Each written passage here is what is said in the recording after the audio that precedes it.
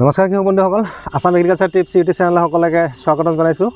তে কৃষক বন্ধুসকল, আজিৰ পৰা এটা ভিডিঅ'ৰ সিৰিজ মই আৰম্ভ কৰিলোঁ। সেইটো হৈছে যে পানীলাওৰ খেতি। হয়তো আপোনালোকে যিহেতু মোৰ ছাবস্ক্ৰাইবাৰ, আপোনালোকে জানে যে মই প্ৰতি বছৰে পানীলাওৰ খেতি কৰোঁ আৰু বহুত আগতীয়াকৈ কৰোঁ।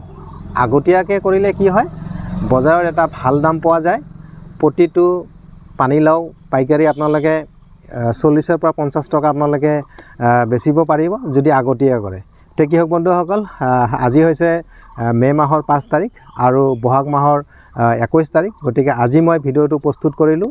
হয়তো আপোনালোকে কমেণ্টত কৈ থাকে যে দাদা আপুনি কেতিয়া কি খেতি কৰে, সেইখিনি আমাকো এডভান্স জনাব যাতে আমিও কৰিব পাৰোঁ। সেইকাৰণে ভাবিলোঁ যে মই ভিডিঅ'টো এডভান্স কৰোঁ, আপোনালোকক প্ৰচেছখিনি দেখুৱাওঁ যাতে আপোনালোকক আগতীয়াকৈ পানীলাও খেতি কৰিব পাৰে।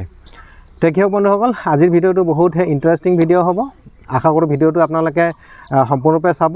আৰু কৃষক বন্ধুসকল, এই পানীলাওৰ খেতিৰ ভিডিঅ' মই এটা চিৰিজ আকাৰে কৰিম। পাৰ্ট 1, পাৰ্ট 2, পাৰ্ট 3 এনেকৈ চলি থাকিব। আৰু আজিৰ প্ৰথম পাৰ্টটোত মই দেখুৱাম যে আপোনালোকে বীজৰ পৰা পুলি কেনেকৈ প্ৰস্তুত কৰিব আৰু আপোনালোকে পথাৰত কেনেকৈ লগাব, সেইখিনিলৈকে আজিৰ ভিডিঅ'ত থাকিব। গতিকে আপোনালোকে ভিডিঅ'টো যদি ভাল পায় আপোনালোকে লাইক কৰিব। আৰু মোৰ চেনেলত যদি নতুনকৈ কোনোবাই ভিডিঅ' চাই আছে আজি, আপোনালোকে এনেধৰণৰ ভিডিঅ' চাই থকাৰ কাৰণে বা পাই থকাৰ কাৰণে আপোনালোকে মোৰ চেনেলটো ছাবস্ক্ৰাইব কৰি ৰাখিব। তে কৃষক বন্ধুসকল, প্ৰথম কথা হ'ল যে আপোনালোকে জাত নিৰ্বাচন। আপোনালোকে কোনটো জাত কৰিব বা আপোনালোকৰ ওচৰত বজাৰত যোনটো জাতৰ ডিমাণ্ড হয় আপোনালোকে সেইটো জাত কৰিব। আৰু মই প্ৰতি বছৰে কৰি আহিছোঁ। বহুত ভাল এটা জাত আপোনালোকেও কৰিব পাৰে। সেইটো জাত মই কৰোঁ। পান কোম্পানীৰ 1719 বুলি এনেকুৱা এটা জাত আছে। আমাৰ ইফালে এইটোৰ পেকেট বৰ্তমান 150 টকা লয়। যোৱা বছৰ 130 টকা লৈছিল, কিন্তু এইবাৰ 150 টকা। আৰু বহুত ভাল ফলন হয়, তামাম ফল লাগে আৰু বজাৰত এটা ভাল ডিমাণ্ড আছে। যিহেতু এই পানীলাওটো দেখাত ধুনীয়া হয়, গতিকে বজাৰত এটা চাহিদা আছে। তে কৃষক বন্ধুসকল, আপোনালোকে পুলি কেনেকৈ প্ৰস্তুত কৰিব? এতিয়া যিহেতু বাৰিষাৰ বতৰ, আপোনালোকে যদি বীজটো ডাইৰেক্ট মাটিত লগাই দিয়ে, খেতিত লগাই দিয়ে, সেইটোৰ পৰা কিন্তু আপোনালোকে ভাল ফল নাপাব বা আপোনালোকে হয়তো গছটো উঠাব নোৱাৰিব। কাৰণ এতিয়া যিহেতু ধাৰাসাৰ বৰষুণ আৰম্ভ হ'ব, মই ক'লোৱে আজি যিহেতু বহাগ মাহৰ আজি 21 তাৰিখ, গতিকে বহাগ, জেঠ, আহাৰ এইবিলাক মাহত আপোনালোকৰ যথেষ্ট বৰষুণ হয়। গতিকে সেইখিনি সময়ত আপোনালোকে আচলতে এই আগতীয়া পানীলাও খেতি আপোনালোকে কেনেকৈ কৰিব সেইখিনি বস্তু মই আপোনালোকক অৱগত কৰিম। তে কৃষক বন্ধুসকল, প্ৰথম কথা হ'ল যে আপোনালোকে পুলিবিলাক কেনেকৈ তৈয়াৰ কৰিব সেইখিনি প্ৰচেছ আপোনালোকে জানিব লাগিব। তে তাৰ কাৰণে আপোনালোকে কৃষক বন্ধুসকল আপোনালোকে পুৰণা গোবৰ সাৰ লৈ ল'ব, আৰু নহ'লে আপোনালোকে ভাৰ্মি কম্প'ষ্ট বা কেঁচু সাৰ লৈ ল'ব। আৰু তাৰ লগত কি কৰিব, আপোনালোকে কোকোপিট, এই নাৰিকলৰ যোনটো পুলি তৈয়াৰ কাৰণে পায় যে কোকোপিট আপোনালোকে লৈ ল'ব। পুৰণা গোবৰ সাৰ নাইবা কেঁচু সাৰ আৰু তাৰ লগত কোকোপিট। আপোনালোকে মাটি যদি দিয়ে অলপমান দিব পাৰে, ক'লা মাটি অলপকৈ দিব পাৰে, বেছি নহয়। আৰু তাৰ লগত আপোনালোকে এটা বস্তু দি দিব, সেইটো এটা ভেঁকুৰনাশক দি দিব। যদি আপোনালোকে জৈৱ পদ্ধতিত কৰে আপোনালোকে ট্ৰাইকোডাৰ্মা দিব পাৰে, অলপমান, বেছি নহয়, দি আপোনালোকে মাটিখিনি তৈয়াৰ কৰি ল'ব আৰু যাতে মাটিখিনি শুকান হয়। তাৰপিছত কৃষক বন্ধুসকলে কি কৰিব, মই যোনটো কৰিছোঁ, যি পদ্ধতি কৰিছোঁ সেইটো পদ্ধতি মই আপোনালোকক দেখুৱাইছোঁ। এনেকুৱা নাৰ্চাৰী পেকেট কিছুমান পায় প্লাষ্টিকৰ, এনেকুৱা ক'লা, এই পেকেটবিলাক আপোনালোকে কিনি আনিব। এইবিলাকৰ বজাৰত আমাৰ ফালে 250 টকা কেজি লয়। কি চাইজৰ লাগে আপোনালোকে এনেকুৱা নাৰ্চাৰী পেকেট লৈ আহিব, এইবিলাকত ফুটা থাকে। তাৰপিছত যোনটো আপোনালোকৰ মিশ্ৰণ থাকিব, কেঁচু সাৰ, কোকোপিট আৰু অলপমান মাটি আৰু অলপমান ভেঁকুৰনাশক, জৈৱ ভেঁকুৰনাশক। ইয়াতে মই ট্ৰাইকোডাৰ্মা অলপমান দি দিছোঁ। তাৰপিছত আপোনালোকে এই যোনটো নাৰ্চাৰী পেকেট এইটোত এনেকৈ সোমাই দিব। মই আপোনালোকক প্ৰচেছখিনি সম্পূৰ্ণ দেখুৱাম, আপোনালোকে ধৈৰ্য সহকাৰে যদি ভিডিঅ'টো চায়। গতিকে পানীলাও খেতিৰ ওপৰত আপোনালোকৰ কোনো কথা নাথাকিব বা মোক সুধিব লগা কোনো কথা নাথাকিব, আপোনালোকে নিজে নিজে কৰিব পাৰিব। আৰু কৃষক বন্ধুসকল, মই ক'লোৱে এই পানীলাও খেতিৰ এটা মই চিৰিজ বনাম। পাৰ্ট 1, পাৰ্ট 2, পাৰ্ট 3 তেনেকৈ আপোনালোকে পাই থাকিব। তো কৃষক বন্ধুসকল, আপোনালোকে নাৰ্চাৰী পেকেটত এনেকৈ মাটিখিনি সোমাই ল'ব। মই আকৌ কৈছোঁ, এই মাটিত মই কি কৰিছোঁ, সাৰত কি কৰিছোঁ, পুৰণা গোবৰ সাৰ লৈছোঁ। আপোনালোকে কেঁচু সাৰো ল'ব পাৰে, কেঁচু সাৰ ল'লে বেছি ভাল।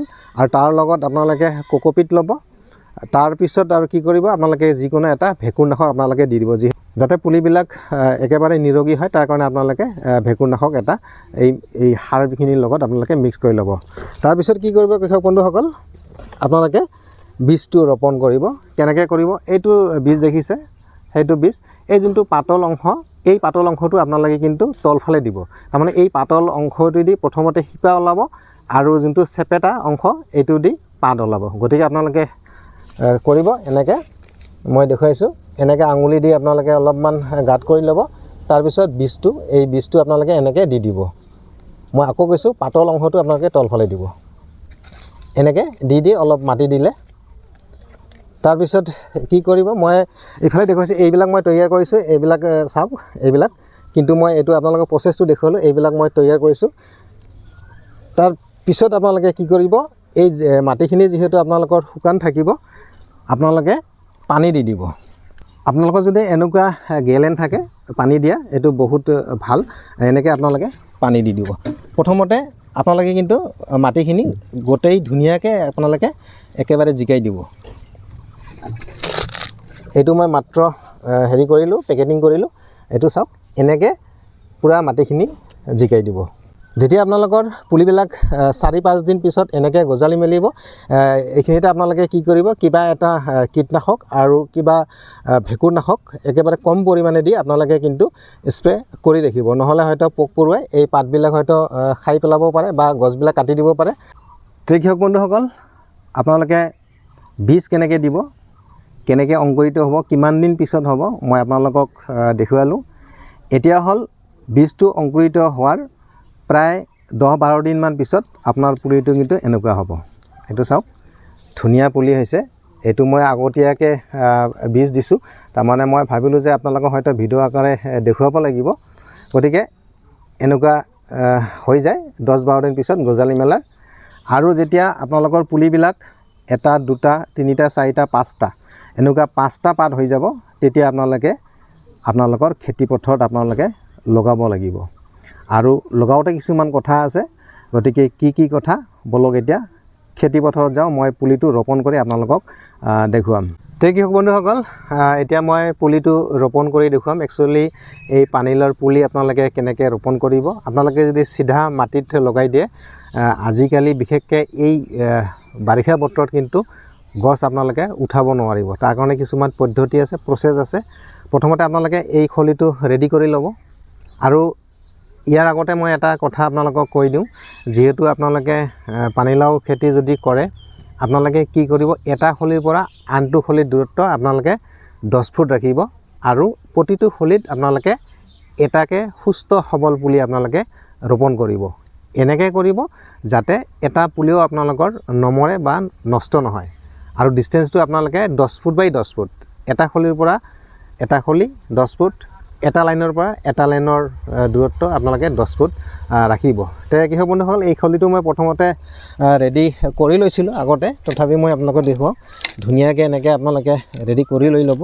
তো এইখন হৈছে মালচিঙৰ টুকুৰা, মই টুকুৰা কৰি লৈছোঁ। মানে প্ৰতিটো খলিত এখনকৈ মালচিং এটা টুকুৰা মই দিম। কৃষক বন্ধুসকল, এই মালচিঙৰ কাম হ'ব যে অতিৰিক্ত পানী যাতে গছৰ গুৰিত জমা নহয়, যাতে গছৰ গুৰিত ৰস জমা নহয়, তাৰ কাৰণে কাম কৰিব। চাওক, এই যোনটো ব্লেক কালাৰ ছাইড এইটো তলফালে থাকিব, আৰু যোনটো চিলভাৰ কালাৰ ছাইড এইটো ওপৰত থাকিব। এনেকৈ এইটো মোৰ 25 মাইক্ৰন মালচিং হয়, 25 মাইক্ৰন। এয়া চাওক, মই খলিটো পূৰা ঢাকি দিলোঁ এনেকৈ। কিন্তু কৃষক বন্ধুসকল, আপোনালোকে খলিটো তৈয়াৰ কৰাৰ আগতে কিন্তু খলিৰ মাটিখিনি আপোনালোকে কিন্তু ধুনীয়াকৈ শুকাই ল'ব। কৃষক বন্ধুসকল, আপোনালোকে দেখিলে এই যোনটো খলি য'ত মই পুলি ৰোপণ কৰিম, ইয়াত মই মালচিং পেপাৰ দি দিলোঁ আৰু ধুনীয়াকৈ ছাইডেদি মই মাটি দি ঢাকি দিলোঁ। এতিয়া কি কৰিম, এই মিডিলত মই এটা ফুটা কৰিম। এনেকৈ আপোনালোকে ব্লেড লৈ ল'ব, এনেকৈ ধুনীয়াকৈ এটা পুলি ৰোপণ কৰাৰ কাৰণে এনেকৈ আপোনালোকে কাটি ল'ব।